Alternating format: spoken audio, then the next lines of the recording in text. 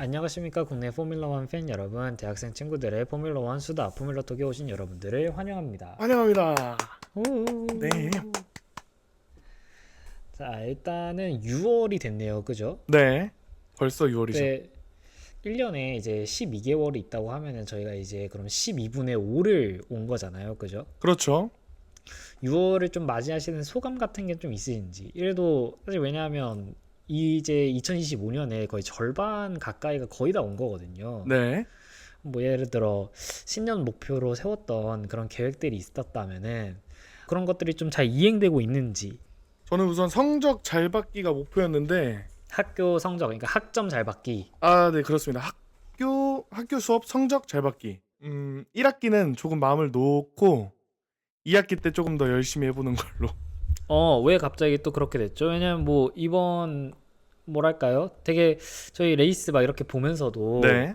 뭐 다음날 시험이 있다 이런 식으로 하면서 되게 공부를 열심히 하시는 모습으로 제가 봤거든요. 그렇습니다. 근데 또 어떻게 벌써 그렇게 빠르게 놓게 되셨는지. 이게 사람 일이라는 게 마음대로 안 될 때도 있고, 또 나랑 안 맞는 부분들도 있고, 네. 라고. 3학년이 됐는데 이제 와서 자기랑 안 맞는다 그러시면 좀 큰일 난 것 같은데. 네, 이거 뭐.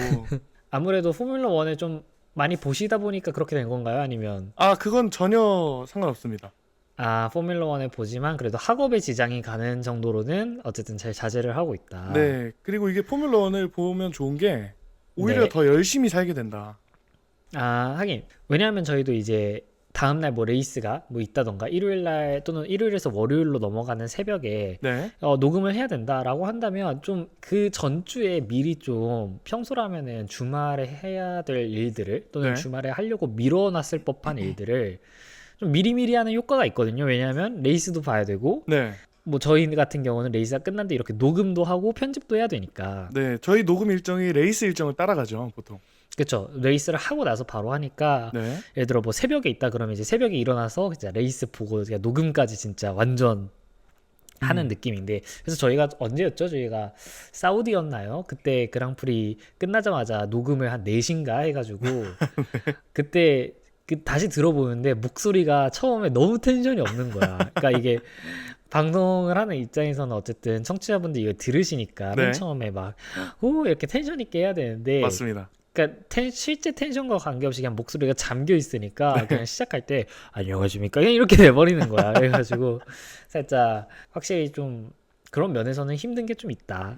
이게 사실 자유로운 우리도 그런데 이 방송하시는 분들은 대단합니다. 그렇죠. 자, 일단은 6월이 됐고 저희가 또 아직까지 포뮬러 1의 또 그런 새로운 페이지들이 지금 또 다시 펼쳐지고 있는 그런 상황인데, 네. 일단은 포뮬러 1 그리드에서 무슨 일이 있었느냐 하면은 챔스 결승전이 있었습니다. 바로 어젠가 엊그젠가 있었던 것 같은데, 챔스요? 결론적으로 말씀드리면 파리 생제르맹이 챔스 우승을 했습니다. 축하드립니다. 그리고 이제 거기에 물론 주전으로 뛰지는 않았지만 저희 한국인 선수인 이강인 선수가 있는데, 근데 이 챔스 결승전하고 네. 조지 러셀 선수가 콜라보레이션을 했어요. 챔스랑 한 것도 아니고 챔스 결승전이랑 콜라보를 했나요? 어떤 느낌이었냐면 광고를 하는데 이 챔스 결승전에 쓸 축구공을 네. 조지 러셀 선수가 이렇게 딱 하고 짚더니 그걸 들고 포뮬러 1 카를 타서 이 메르세데스 포뮬러 1 카로 그 네. 공을 배달하는 광고를 찍었거든요. 그 축구장까지. 그렇죠. 그래서 그렇게 또 콜라보를 했다라고 되고, 그리고 이제 파리 생제르맹이 우승을 하지 않았습니까? 그래서 인스타에 뭐가 올라왔냐면 네. 저희 이제 그리드에 있는 프랑스 출신 선수가 딱 2명 있는데, 그게 바로 알핀의 피에르 가슬리 선수와 그리고 아이작 하자르 선수, RB에서 뛰는 아이작 하자르 선수, 이렇게 2명이 있는데 네. 둘이서 같이 챔스를 이제 봤더라고요. 그러니까 직관 간 건 아니고 어디 호텔 같은 데에서 같은 방에 이렇게 모여가지고 이런 스태프들이랑 같이 해서 봤는데 막 서로 환호하고 막 이런 사진을 피에르 가슬리 선수 인스타그램에 이렇게 올라왔길래 네. 저 사람들도 이제 그냥 뭐 하나의 사람일 뿐이구나, 하나의 그냥 한 20대 후반 남성이다. 그렇습니다. 약간 우리나라로 치자면 그냥 새벽에 일어나서 옛날에 뭐 박찬호 경기를 본다던가 옛날에는 뭐 이 정도니까 확실히 그냥 진짜 사람답다 뭐 약간 이런 생각이 좀 들었고, 네. 그리고 이제 저희가 오늘 방금 있었던 스페인 그랑프리 이야기를 좀 해볼 텐데, 네. 스페인 그랑프리가 시작하기 전에 한 가지 이제 조금 중요한 이슈가 하나 있었어요. 뭐였죠? 그게 바로 F1의 변경된 기술 규정이 하나가 있었는데, 네. 도중에 바뀐 건가요, 그러면? 그죠? 이번 시즌 도중에 이렇게 바뀌는 거였습니다. 자, 근데 이게 문제가 뭐였냐면은 원래 이 문제는 사실 작년에 맥라렌의 맥라렌의 기술로부터 시작된 이런 논란인데, 네. 맥라렌 미니 DRS라 그래서 이 맥라렌이 윙을 제작을 할 때 네. 윙을 약간 탄성 있는 소재로 만들어서 충분히 속도를 얻게 되면은 그 공기의 흐름이 이 탄성 있는 소재를 밀어내 가지고 아. 그 갭 사이를 벌리는 거야. 그래서 마치 DRS를 연 것처럼 고속 구간에서 이 이익을 얻는 그런 형태의 이제 링을 이렇게 사용을 했었고, 이거에 대해서 팀들이 많이 이제 좀 약간 뭐랄까요? 다른 팀들이 많이 이의 제기를 했었는데, FIA 측에서는 이 규정이 링이나 그런 것들이 사실 완벽하게 안 움직이게 완전 단단하게 만들긴 힘들어요. 사실 보시면은 차들이 엄청 빨리 달릴 때 그런 공기 흐름들로 인해서 네. 이 약간 이런 윙들이나 그런 게 결국 카본 파이버로 제작이 되니까 약간 그렇습니다. 달달달달 떨리는 게 보인단 말이에요. 네. 그래서 이게 원래 규정이 플렉시블 윙, 그러니까 윙을 애초에 탄성 있는 소재로 만들게 되면 이게 달리는 동안 이 변형할 수 있는 그 범위를 15mm로 규정이 되어 있었습니다. 야, 그게 또 이미 규정이 있나요, 그러면? 그쵸, 있었습니다. 원래 야. 있었고, 근데 이제 맥라렌은 그 규정 안에서 움직였던 건데, 아. 근데 이제 모나코 그랑프리가 끝난 뒤 스페인으로 넘어오면서 FIA가 이 플렉시블 윙 규정을 네. 10mm, 그러니까 1.5cm에서 1cm로 줄이겠다는 것을 발표를 합니다. 그렇기 때문에 이제 맥라렌 입장에서는 사실 실제로 이것 때문에 이제 윙에서 뭐 소재를 교체하거나 뭐 이런 일들이 있었는지까지는 모르겠지만, 네. 어쨌든 맥라렌이 좀 약간 주무기로 쓰던 맥라렌이 왜 그렇게 빠른가라고 했었을 때 팀들이 많이 이의 제기를 했던 부분인 이 바로 미니 DRS에 대해서 기술 규제가 들어왔기 때문에 많은 팬분들 그리고 또 전문가분들이 이번 스페인 그랑프리에서 맥라렌이 이전만큼의 선전을 좀 거두지 못할 것이다. 왜냐면 어떻게 보면 자신네들의 약간 필살기가 막힌 듯한 그런 느낌이기 때문에. 근데 지금 뭐 결과를 보시면 아시겠지만 뭐 아무런 효과가 없고 그냥 똑같고요. 무색해졌네요. 자, 프랙티스부터 한번 이야기를 좀 해보자면, 프랙티스에서는 사실 뭐 딱히 누구 사고 나는 것도 없었고요. 별로 그렇게 큰 이슈도 없었고, 퀄리파잉으로 바로 넘어가 보자면, 자, 퀄리파잉 순위를 먼저 말씀드리도록 하겠습니다. 네. 폴 포지션이 피아스트리, 그리고 2위가 노리스. 자, 그러니까 사실 이게 별로 의미가 없어. 그냥 미니 DRS 규정이 강화가 되든 어찌됐든 간에 그냥 맥라렌은 여전히 최강자의 모습을 지키게 되었고, 그렇습니다. 3위가 베르스타펜, 4위가 러셀, 5위에 5위 죄송합니다. 5위에 해밀턴, 6위에 안토넬리, 7위에 르클레르, 8위에 알핀의 가슬리, 그리고 9위에 RB의 하자르, 그리고 야. 10위에 페르난도 알론소, 11위부터 알본, 보르툴레트, 로슨, 스트롤, 베어먼, 16위부터 헐켄베르크, 오콘, 사인츠, 콜라핀토, 유키 츠노다 이렇게 형성이 됐는데, 따로 그리드 페널티가 주어진 거 없이 이대로 시작하게 됐고, 다만 퀄리파잉이 끝난 뒤에 스트롤 선수의 불참 소식이 들려왔습니다. 어떤 일이죠? 이 원래부터 있었던, 이게 새로 발병한 건 아니고요. 원래부터 있었던 손목 쪽에 이 부상이 있었는데, 네. 그쪽 통증이 너무 심해지는 바람에 사실 레이스를 이번에 뛸 수 없다고 판단했다고 해요. 게다가 사실 이거는 한 가지 좀 말씀을 드릴게, 네. 랜스 스트롤 선수 국적이 어딘지 아십니까? 스트롤 선수 캐나다 국적 아닙니까? 맞습니다. 근데 단 2주 뒤에 랜스 스트롤 선수의 바로 홈 그랑프리인 캐나다 그랑프리가 열립니다. 그러네요. 그렇기 때문에 스트롤 선수는 괜히 어차피, 왜냐면 스트롤 선수가 지금 애초에 P14거든요. 네. 14그리드에서 출발을 하는데, 사실 포인트를 노리기가 뭐 아주 불가능한 건 아니지만 솔직히 말해서 확률이 그렇다고 막 사실 높은 편은 아니기도 하고요. 그렇습니다. 위에 이미 쟁쟁하기 때문에. 그쵸. 그럼 사실 부상을 안고 이런 좀 약간 가망 없는 레이스라고 할까요? 그래서 이런 데서 무리해서 하다가 오히려 홈 그랑프리에서 굉장히 안 좋은 모습을 보여주느니 차라리 이걸 포기하고 이제 홈 그랑프리 때 조금 더 걸겠다라는 그런 의지를 좀 보인 것 같아요. 네.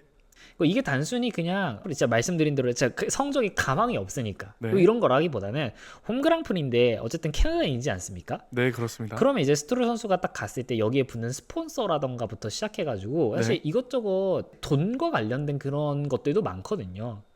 그것도 그렇죠. 명예도 명예지만 그쵸. 그럼 사실 팀적인 입장에서도 당장에 이걸 포인트를 따느니 네. 오히려 이걸 하다가 애가 악화되어서 스트롤이 캐나다에서 제대로 못 뛰는 상황이 벌어졌을 때 그때 올 팀의 손실 이걸 계산했을 때 아, 오히려 이제 그냥 이번 거에 놓치는 게 낫다고 판단했을 수 있겠습니다. 계산을 열심히 해봤겠죠. 자, 그래서 스트롤 선수가 기권을 하게 되면서 결과적으로는 19명의 드라이버로 이번 그랑프리가 시작을 하게 되었고 네. 퀄리파잉 순위에서 좀 볼만한 사람들이 있다면 첫 번째로는 최하위를 기록한 유키 츠노다 선수입니다. 네, 듣고 깜짝 놀랐습니다. 츠노다 선수는 직후에 인터뷰에서 자기가 왜 느린지를 모르겠다라고 이야기를 하는 걸로 봐서는 그러니까 드라이버 본인은 자신이 이미 최선을 다하고 있고 이 이상으로 더 좋게 빠르게 달릴 수 있다고 생각하지 않는 것 같은데 차가 느린 것 같아요. 그리고 실제로 차량에 딱히 문제가 있는 것도 아니었는데 그냥 실제로 진짜 진심으로 달려서 20위가 나온 겁니다. 그렇죠. 네, 그러니까 그런 이야기를 할 수 있는 거죠. 맞습니다. 그런데 그렇다면 레드불 차량이 느린가 하면 지금 베르스타펜 선수가 3위거든요. 네, 그렇죠. 그러니까 이게 글쎄요. 그러니까 옛날에 유키 선수가 맨 처음에 콜업 됐을 때 베르스타펜의 주행 스타일에 너무 맞춘 차를 개발을 하다 보니까 어떤 드라이버를 데려다 놔도 이 베르스타펜의 주행 스타일을 따라가기가 되게 힘들기 때문에 드라이버 본연의 퍼포먼스보다 안 좋게 나오는 게 아니냐 뭐 이런 거를 제기하는 사람들도 좀 있었고요. 그렇죠. 상성 같은 게 있다고 생각할 수 있는 거죠. 그렇죠. 그래서 어쨌든 유키 선수 같은 경우에는 좀 그런 아쉬운 모습이 좀 있었고 프랑코 콜라핀토 선수 굉장히 지금 큰일 났습니다. 자, 프랑코 콜라핀토 선수가 지금 에밀리아 로마냐 그랑프리를 앞두고 5경기, 5그랑프리 동안 계약을 했다라고 밝히면서 이번이 세 번째 분기점이 되는 그랑프리였는데 네. 일단은 퀄리파잉은 19위로 마무리를 하게 되었습니다. 이 두한이는 언제나 웃고 있습니다. 그러니까. 네. 그래서 두한이 근데 사실 이렇게 되면 알핀 입장에서는 굉장히 좀 애매할 수밖에 없는 게 네. 콜라핀토 선수가 못하는 것도 못하는 거지만 두한 선수라고 해서 사실 그렇다면 이것보다 더 나은 모습도 아니었던 것 같거든요. 그러니까 그냥 둘이 똑같이 못해. 어떻게 보면 정말 다른 의미로 막상막하라고 할 수 있겠는데 네. 그래서 잘 모르겠습니다. 근데 아마 제 생각이긴 합니다만 나중에 저희가 뭐 이거를 또 이슈 정리 때 이야기할 수도 있겠지만은 네.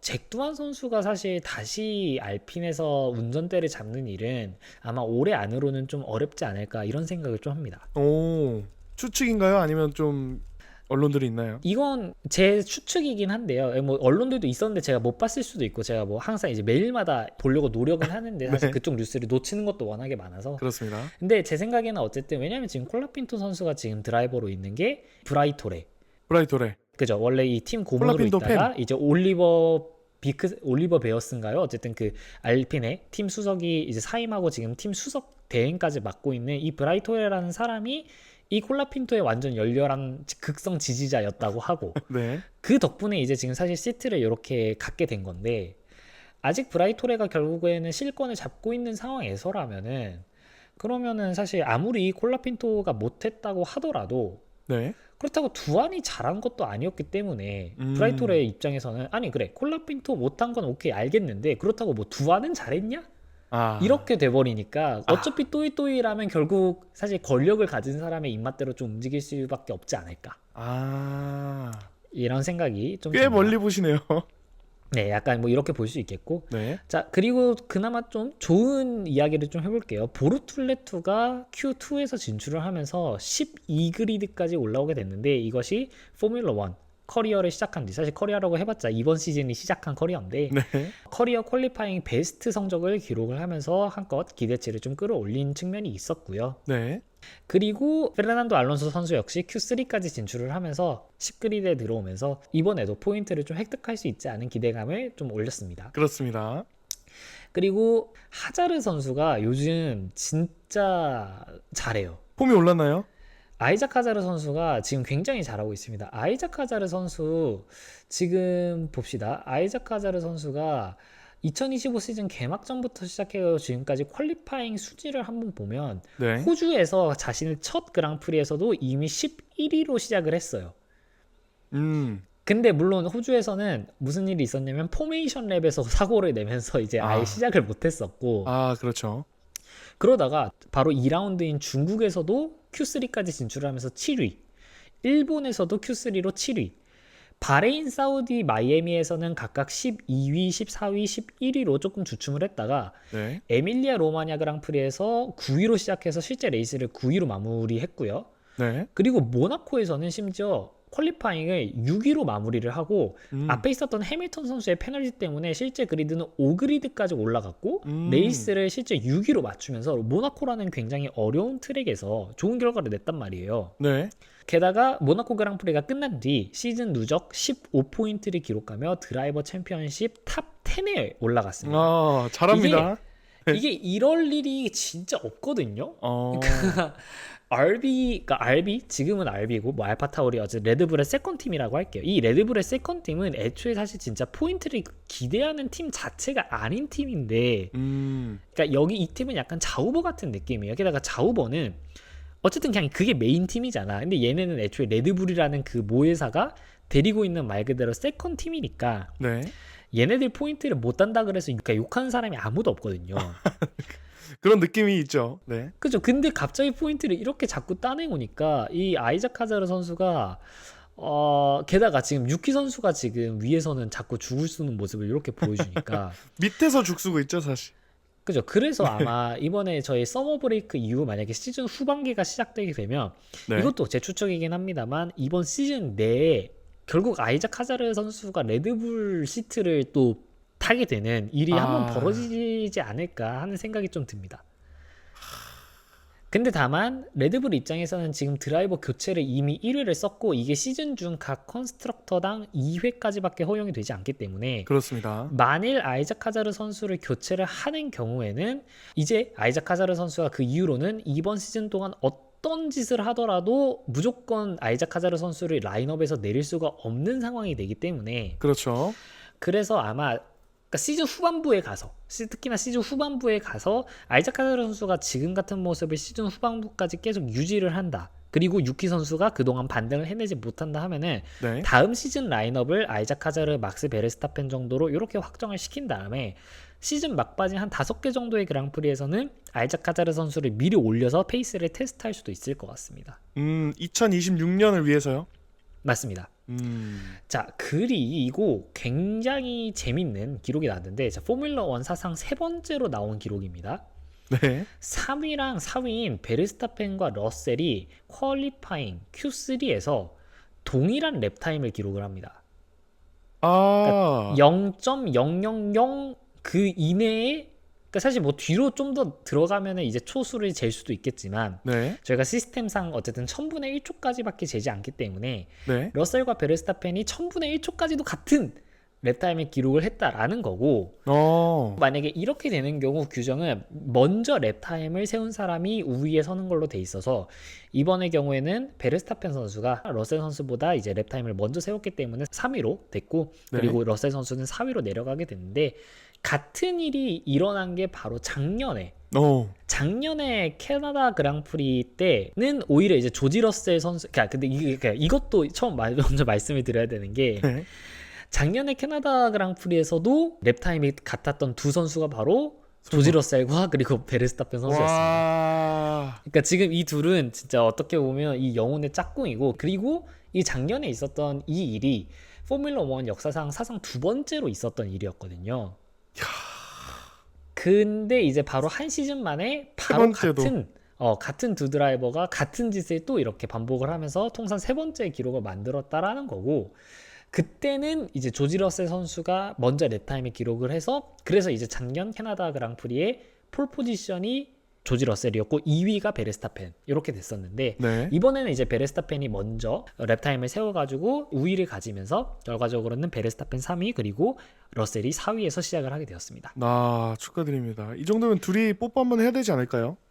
뭐 그럴 수도 있겠고 이게 진짜 사실 일부러 하려고 해도 진짜 안 되거든요.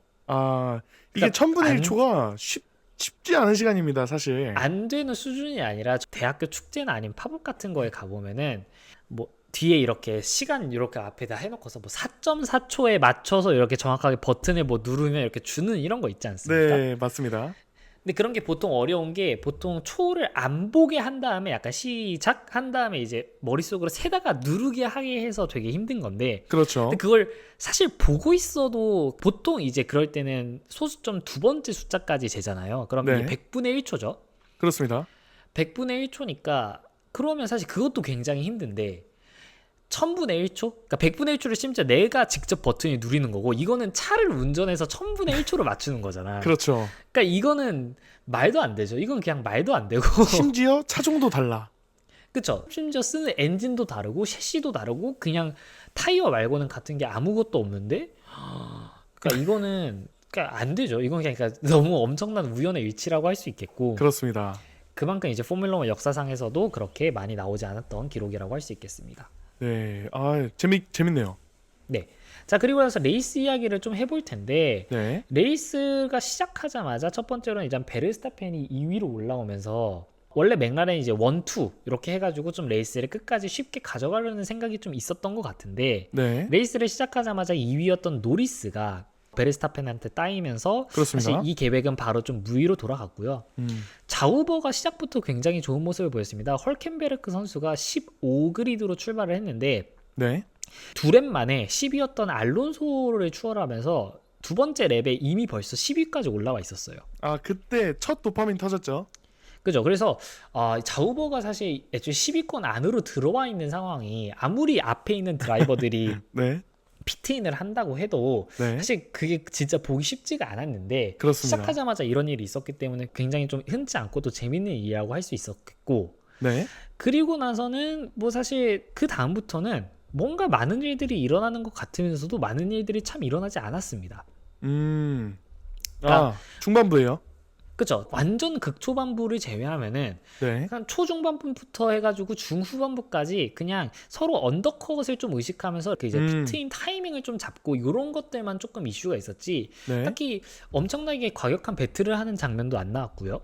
네. 그냥 뭐 이런 일들이 계속 있었는데 한 가지 이제 좀 저희가 주목해서 봐야 될 것은 베르스타펜 선수의 타이어 전략입니다. 베르스타펜 선수는 네. 이번에 좀 스탑을 많이 하되 그거를 이제 랩 타임에서 좀 메꾸는 전략으로 갔어요. 그래서 마지막에 갔을 때 똑같이 그 상위권을 형성을 하고 있었는데도 불구하고 네. 앞에 있던 맥라렌 두 드라이버는 원 스탑만 한 상태, 베르스타펜은 투 스탑을 한 상태로 3위까지 또 올라와 있었던 거야. 야, 그걸 유지하고 있었던 거죠.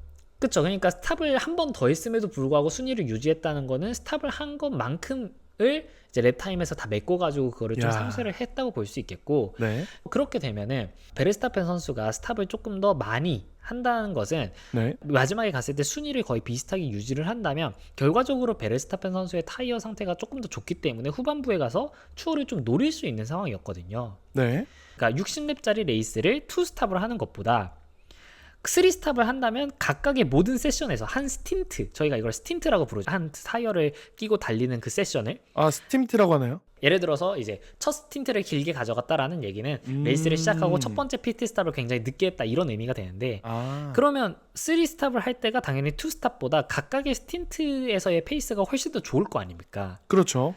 그럼 이 스틴트를 내가 조금 더 빠르게 가져가서 결과적으로는 그렇게 피트스탑을 많이 했는데도 순위를 비슷하게 유지를 했다라는 거는 그러면 결과적으로는 마지막 스틴트에서 내가 좀 더 빠를 수 있다라는 의미가 되니까 그렇죠. 그럼 베르스타펜 선수가 이제 후반부에 좀 추월을 노릴 수 있겠다 이런 얘기를 했었는데 레이스 후반부에 정말 큰 변수가 하나 터진 게 바로 55렙째에 있었던 키미 안토넬리 선수의 세이프티카 사고입니다. 맞습니다. 55렙째에 안토넬리 선수가 이 직진 구간에서 끝나고 좌회전을 하는 구간이었는데 그곳에서 네. 이제 브레이킹이 안 되면서 그대로 리타이어를 했고 중계 화면에서 나온 걸로는 봐서는 파워 유닛 문제 또는 브레이크 손상 문제로 인해 이렇게 보인다고 했었는데 네. 그냥 갑자기 이제 브레이크를 밟는 구간에서 막 차 소리가 이상해지더니 그냥 끝났어요. 네, 뭐 추돌도 없었고요. 네, 그냥 혼자 알아서 그냥 그렇게 됐죠. 네, 그리고 한편으로는 또 다행인 게 일단 첫째로 주변에 아무도 없었다. 그리고 두 번째로 코너가 급격한 구간이거나 혹은 헤어핀 구간이 아니어서 다행이다. 그죠? 굉장히 벽이 좁은 구간이 아니라 그냥 옆에 그레이블이 있어가지고 혼자 알아서 이렇게 바뀌게 되었는데 맞습니다.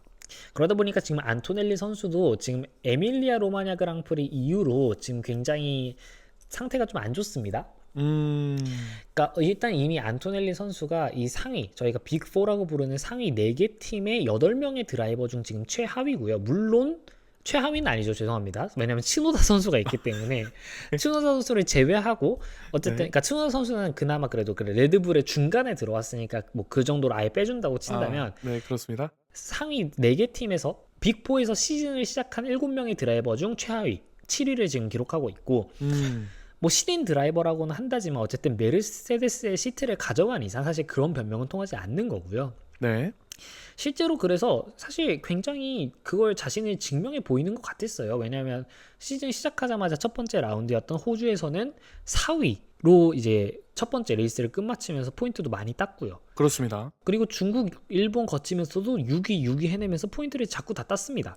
초반에 러셀을 잘 따라갔어요. 러셀이랑 그쵸? 붙어서.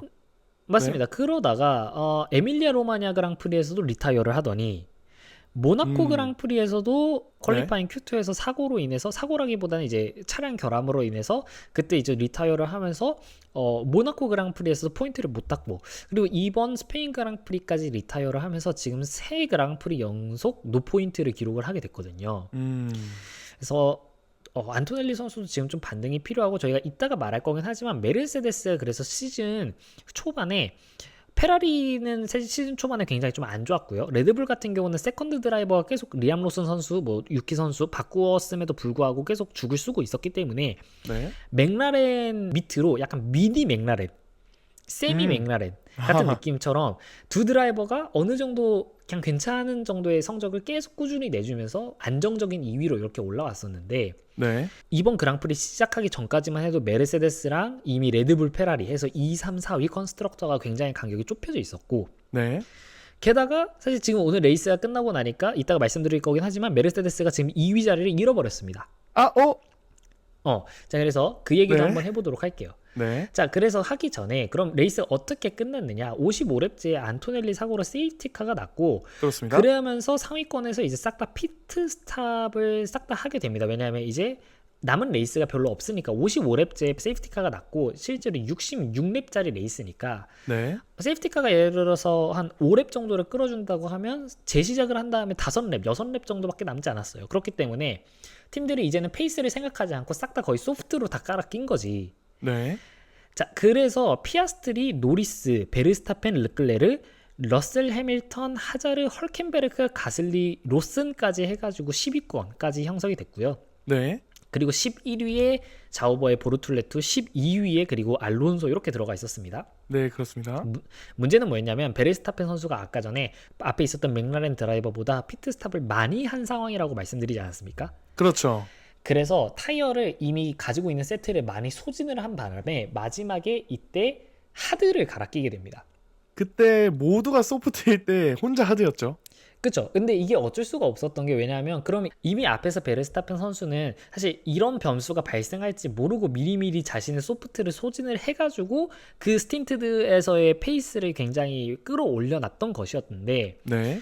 근데 만약에 여기서 피트 스탑을 하지 않는다라고 한다면 결국 소프트한테 이제 추월당할 게 뻔하고 그럼 만약에 대신 그러면 그거는 기대해 볼 수 있었겠죠. 만약에 세이프티카가 조금 일찍 들어간다라고 한다면은 레이스 완전 극후반 마지막 한 랩 마지막 두 랩 요 정도를 남겨놓은 시점에서 소프트가 그레이닝이 다 돼가지고 성능이 떨어질 때 자신이 하드로 이득을 보는 이런 생각을 했는지까지는 모르겠어요. 근데 사실 그런 생각을 할 것도 없이 그냥 남은 세트가 하드밖에 없었어. 그렇습니다. 이게 그때 이 베르스타펜도 이거를 아마 고려를 못한 느낌이 저는 받은 게 정확히는 모르겠습니다만 그 레이스 중에 하드를 끼고 나오자마자 이제 팀한테 욕을 하면서 이게 뭐냐? 왜 하느냐? 네, 왜 하드냐?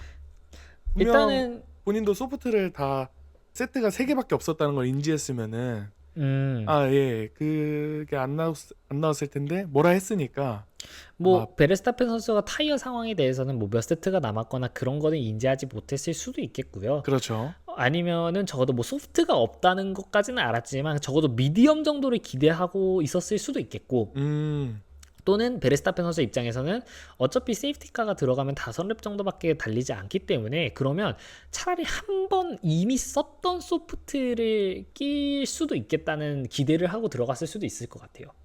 그럴 수도 있나요? 그죠. 왜냐하면은 한번 썼던 소프트를 다른 세션에서 쓸 수 있긴 하니까요. 중고 타이어로요?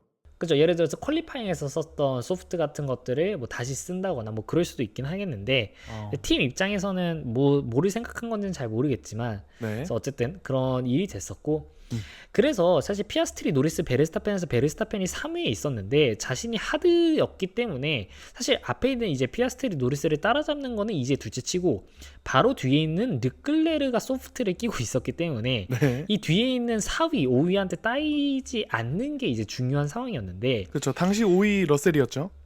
네, 근데 이제 이거를 좀 의식을 하고 전략을 이제 맥라렌 쪽에서 조금 어렵게 잡았던 게 바로 뭐였냐면 세이프티카가 끝나고 리스타트를 할 때 속도를 완전 극단적으로 줄였다가 스타트를 하거든요. 이번에 그랬다는 말씀이시죠? 네, 이렇게 했는데 그런 뭐가 되냐면 하드 타이어가 작동 온도가 소프트보다 훨씬 높습니다. 왜냐면 고무가 더 단단하니까 네. 훨씬 더 뜨거워야지 제 성능을 낸단 말이야. 그렇죠. 그러니까 애초에 그 타이어 예열에 문제가 좀 있어요. 그리고 노리스란다. 피아스트리 선수가 리스타트를 했던 구간이 바로 이제 그 코너가 바로 나오는 구간이었는데 아니나 다를까 예열이 덜 된 타이어로 베르스타펜 선수가 거기서 스타트를 따라가다가 바로 첫 번째 코너에서 리스타트를 하자마자 흔들리게 되었고 네. 그 틈에 놓치지 않은 뒤에서 르클레르와 러셀이 바로 넘어오게 되는 이런 상황이 펼쳐집니다. 그래서 베르스타펜을 제치고 그쵸. 그래서 시작하자마자 르클레르가 3위로 올라오고 베르스타펜이 4위가 됐고 르클레르는커녕 바로 뒤에 5위였던 러셀까지 베르스타펜을 추월하려다가 이제 약간 못 미치는 모습 이렇게 보였습니다. 그렇습니다. 와중에 또 한번 또 꽁 했죠. 그쵸. 르클레르하고 약간의 접촉이 있었던 그런 모습도 있었는데 사실 이거는 별로 이슈가 되진 않았고 네. 오히려 그 뒤에 있었던 5위였던 러셀과 좀 약간 러셀에게 공간을 안 주고 이런 것들이 문제가 되어서 이후에 베르스타펜한테 결국 레드불 팀에서 뒤에 있는 러셀을 그냥 가게 내버려줘라 하니까 베르스타펜이 정말 사실 원래도 좀 그런 적극적으로 자기 의견 표명을 하는 선수지만 네. 평소보다 훨씬 더 엄청 흥분을 하면서 말하고요. 이건 말도 안 된다. 내가 왜 러셀한테 자리를 줘야 되냐. 그렇습니다. 그래서 어쨌든 근데 TV 주라니까 어쩌겠어. 그래서 자리를 주려고 하다가 이게 베르스타펜 선수가 실수로 한 건지 아니면 일부러 한 건지는 모르겠는데 자리를 그 코너에서 주려고 하다가 브레이킹을 좀 잘못해가지고 베르스타펜 선수가 이제 안쪽으로 좀 천천히 돌고 러셀 선수가 바깥쪽으로 좀 빠르게 도는 상황이었는데 거기서 이제 베르스타펜 선수가 브레이킹을 제대로 안 하면서 러셀 선수를 옆으로 박아버립니다. 그래도 큰 사고는 아니었죠. 네, 페널티가 아직은 안 나왔는데 네. 레이스가 끝나고 나올 수도 있습니다. 그래서 제가 이거를 끝날 때 예를 들어 5초 페널티가 보통 콜리전 있을 때 나오니까 네. 이걸 계산을 해봤는데 만약에 그렇게 되는 경우 베르스타펜 선수는 8위인 아이작 카자르 선수보다 밑으로 떨어지게 돼서 그래서 아이작 카자르 선수보다 미친 8위가 되긴 합니다. 그래서 마지막에 이거는 이제 좀 레이스가 끝난 뒤에 상황을 좀 봐야 될 것 같고요. 네. 와중에 헐켄베르크 선수도 세이프티카 상황에서 8위였다가 시작을 하자마자 아이작 카자르 선수를 바로 추월을 하면서 7위로 올라갔습니다. 그리고 네. 나서 다음 랩에서 6위였던 페라리의 해밀턴 선수까지 헐켄베르크 선수가 추월을 하면서 이게 무슨 일이지? 그러니까 자우버가 페라리를 그것도 이제 백마커도 아니죠. 백마커도 아니고 이 DRS를 열고 정말 정정당당하게 이렇게 추월하는 장면을 그렇습니다. 어떻게 이걸 볼 수 있는지. 해밀턴도 눈 뜨고 코베였죠. 맞습니다. 자, 그리고 그 와중에 바로 밑에 완전 포인트권 바로 직전에서도 굉장히 배틀이 심했는데 11위였던 보르툴레토 선수가 당장 10위였던 리암 로슨 선수에게 0.4초 차로 붙어 있었기 때문에 네. 이것만 넘게 된다면 자우버 더블 포인트 그리고 자우버가 더블 포인트를 하면요. 일단 작년엔 한 번도 없었던 일이고요.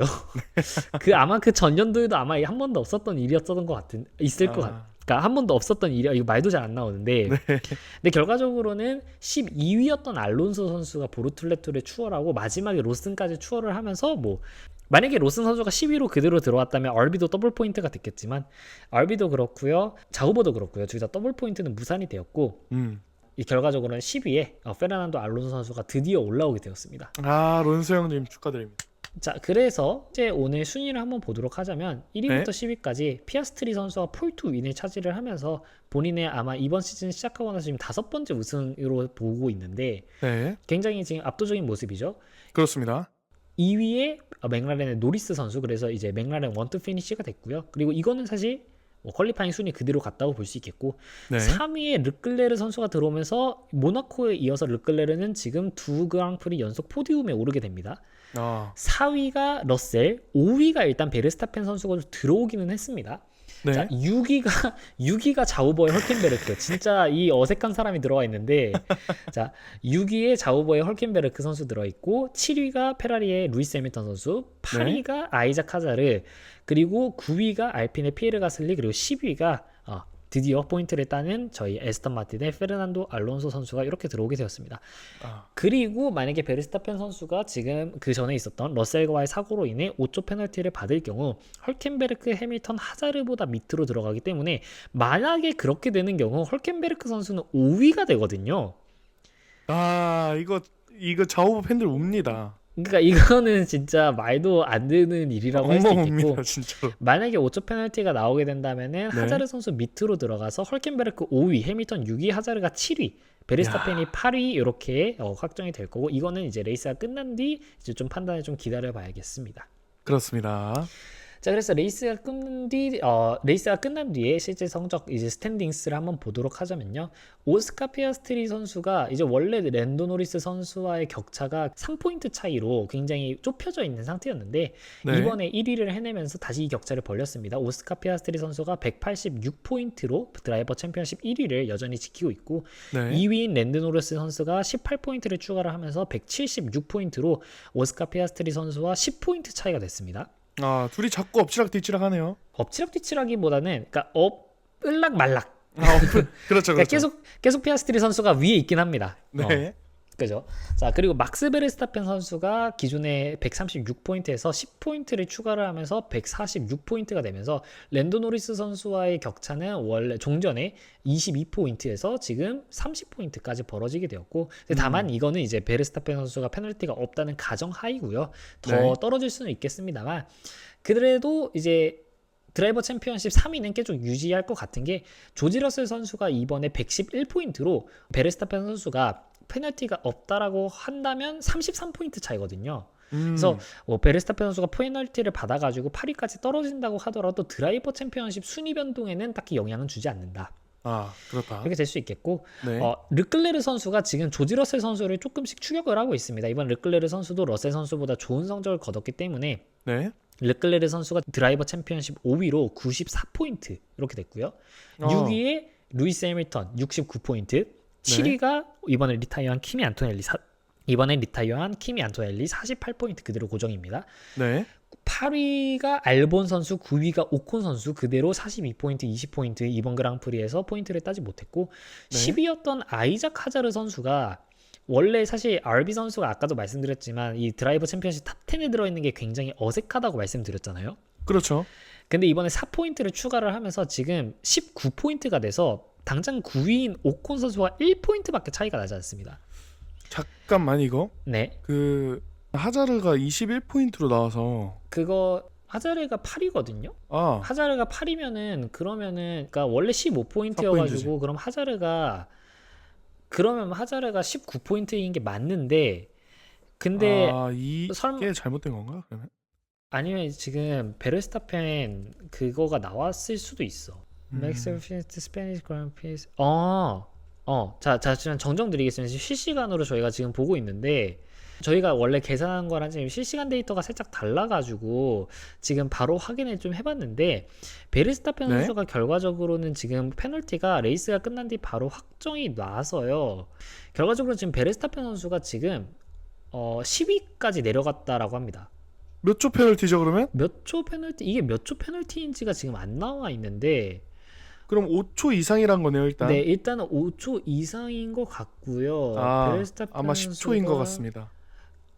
글쎄요. 10초면 그런 계산이 나오네요. 딱 10초면 그렇게 계산이 나오네요. 지금 몇 초인지는 지금 근데 기사가 하도 길어가지고 지금 못 보고 있는, 제대로 못 보고 있는데, 네, 결과적으로는 베르스타펜 선수가 지금 베르스타펜 선수가 결과적으로는 그러면 이제 페널티를 받아가지고 10위로 결정이 됐고, 자, 그러면 순위를 다시 수정해서 좀 말씀을 드리자면은 1위 피아스트리, 2위 노리스, 3위 르클레르, 4위가 러셀, 5위가 자우버 헐켄베르크 결국 됐고요. 야, 네, 축하드립니다. 6위가 페라리의 해밀턴, 7위가 알비의 하자르, 8위가 알핀의 가슬리, 9위가 아스턴 마틴의 알론소, 그리고 10위가 베르스타펜 선수가 되면서, 그럼 다시 계산을 좀 해보도록 하겠습니다. 그럼 네. 그러면 결과적으로는 사실 순위도 바뀐 게 없습니다. 베르스타펜 선수는 이제 시즌 포인트가 네. 137포인트가 됐다는 거 뭐 요 정도 하나 달라졌고요. 나머지 선수들은 많이 달라진 거 없고, 다만 하자르 선수가 그럼 이제 원래 8위에 4포인트에서 7위에 6포인트가 되면서 21포인트가 됐고요. 그러면 원래 9위였던 야, 하스의 오콘 선수를 1포인트 차이로 지금 전을 해버리면서 앞서고 지금 있습니다. 드라이버 챔피언십 9위까지 올라오게 됐습니다. 야, 자우보 맞나요? 이거? 아, 자우보 아니지. 자우보가 아니고 RB고, 아, 자 자우보도 RBG. 그리고 자우보도 지금 그치, 그치. 굉장히 이례적인이라고 할 수 있겠는데, 왜냐하면 자 오콘 선수 지금 바로 밑에 11위가 니코 헐켄베르크 선수고요. 헐켄베르크 선수가 지금 16포인트거든요. 야, 오콘 선수와 단 4포인트밖에 차이가 나지 않습니다. 이게 인생 역전이지. 오콘 선수 그래도 나름 포인트 존좀따리 따면서 이게 좀 네. 나름 해줬거든요. 그렇죠. 근데 지금 헐켄베르크 선수 이번 그랑프리에서 지금 5위를 하니까 바로 10포인트를 얻으면서 그냥 오콘 선수의 시즌 포인트 절반을 그냥 한 그랑프리 만에 이렇게 획득을 좀 하게 되었습니다. 야, 축하드립니다, 헐크. 자, 그리고 밑에서부터 보면은 또 오늘 포인트를 일단 피에르 가슬리 선수도 포인트를 조금 추가를 했고요.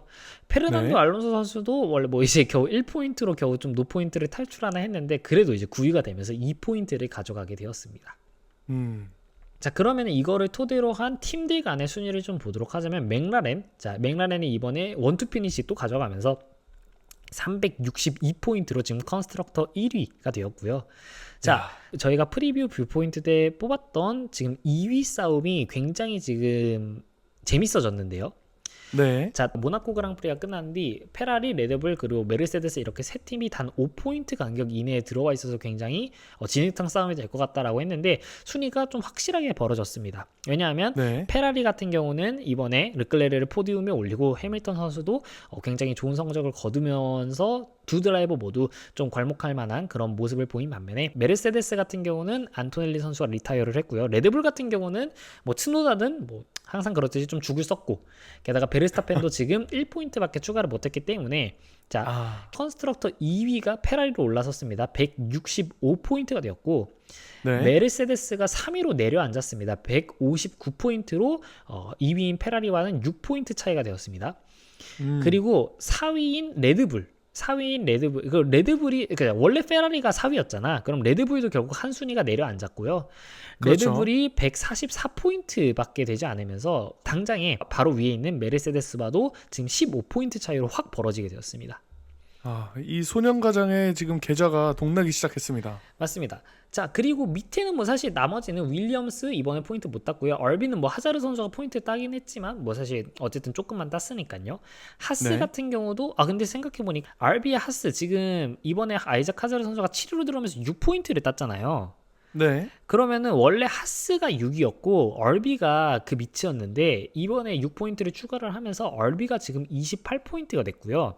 하스가 네. 26포인트가 되면서 얼비도 지금 컨스트럭터 챔피언십 한 계단이 올라갔습니다. 하스를 누르고. 아, 축하드립니다. 자, 그리고 와중에 자우버가 16포인트가 됐거든요. 어쨌든 헐켄베르크 선수의 포인트 그대로 그냥 다 받고 있다라고 이렇게 볼 수 있는데, 네. 이러면서 지금 에스턴 마틴과 동률이 됐습니다. 네. 에스턴 마틴도 지금 시즌 포인트가 16포인트. 원래 이제 랜스 스트롤 선수가 14포인트에다가 이번에 알론소 선수가 2포인트 얻으면서 16포인트인데, 헐켄베르크 선수 혼자서 16포인트를 따내면서 지금 둘이 포인트가 동률인데다가, 게다가 이제 그랑프리 중 최고 순위가 이번 헐켄베르크 선수의 5위 아닙니까? 그렇습니다. 에스턴 마틴은 5위 이상을 기록한 적이 없으니까 공식 순위로는 포인트상 동률이긴 하지만 지금 자우버가 8위고요. 에스턴 마틴이 9위입니다. 아, 그래서 이게 자우버가 오늘 한 번의 레이스로. 자, 자우버가 네. 2024 시즌 끝날 때 포인트가 컨스트럭트 포인트가 4포인트였거든요. 네. 지금 시즌이 지금 한 3분의 1 정도 왔는데 벌써 작년 시즌에 비해서 지금 400% 성장입니다. 아, 그러니까 이게 야, 근데 진짜 뭘 잘한, 그냥 헐켄베르크 선수가 확실히 경험이 좀 있고, 그리고 게다가 이제 헐켄베르크 선수는 사실 자우버가 영입을 했다기보다는 아우디가 영입을 한 거죠. 왜냐하면 내년부터는 이제 자우버가 이제 끝나고 아우디 팀으로 인수가 되고, 아우디 팀은 결과적으로 독일 드라이버를 굉장히 원한다는 루머가 많았었고, 오. 그럼 이제 그리드 내에서 사실 검증된 독일인 드라이버라고 한다면 헐켄베르크 선수밖에 없거든요. 야, 어, 확실히 지연이 대단합니다. 그죠. 근데 지금 자우버에서도 요 정도의 활약을 좀 계속 보인다고 한다면 이걸 사실 오히려 자우버 입장에서는 사실 별 생각이 없을 것 같고요. 뒤에 보고 있는 아우디 입장에서는 확실히 헐켄베르크한테 차를 좋게만 만들어주면은 퍼스트 드라이버를 그래도 맡길 만큼의 경험과 그런 능력치를 가진 드라이버구나 이런 생각을 좀 하고 있을 것 같습니다. 동시에 팀의 미래를 조금 더 냉정히 고려하면 보틀레툴의 시트 교체도 될 수 있지 않을까요? 글쎄요. 보르톨레토 선수는 일단 아직까지는 좀 더 봐야 될 것 같고 어쨌든 자우버 차가 경쟁력이 없는 건 맞으니까요. 아직까지는. 그래서 네. 사실 뭐 할 수도 있겠고 근데 이번에 퀄리파잉에 12위로 들어오면서 그래도 점점점 좋은 모습을 보여준단 말이에요. 네. 팀 입장에서는 조금 더 볼 수도 있을 것 같아요. 뭐 시즌 후반에 예를 들어서 사실 자우버 차로는 사실 시즌에 한 포인트라도 따면은 사실 그게 성공이거든요. 지금 헐켄베르크 선수가 좀 이례적으로 자우버 차로 좀 잘하고 있는 거고요. 네. 그러면은 예를 들어서 보르툴레트 선수가 시즌 막판까지 예를 들어 한 레이스에서 한 10위 한 두세 번 해가지고 뭐 5포인트, 6포인트 요 정도만 딴다라고 한다면 아우디 입장에서는 한 번쯤 더 데려갈 만 할 수도 있겠죠. 어쨌든 신인이니까.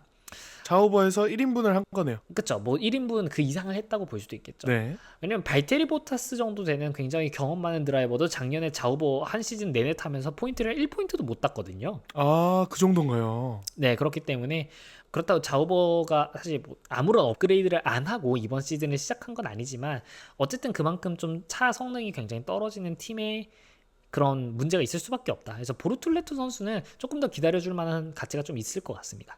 아, 그렇습니다. 예를 들어 안토넬리 선수가 성적이 안 나오면 이건 진짜 안토넬리 선수가 못한 거거든요. 왜냐면 그렇죠. 메르세데스 차를 탔잖아. 그리고 유키도 봐봐. 그러니까 레드불 차를 탔잖아.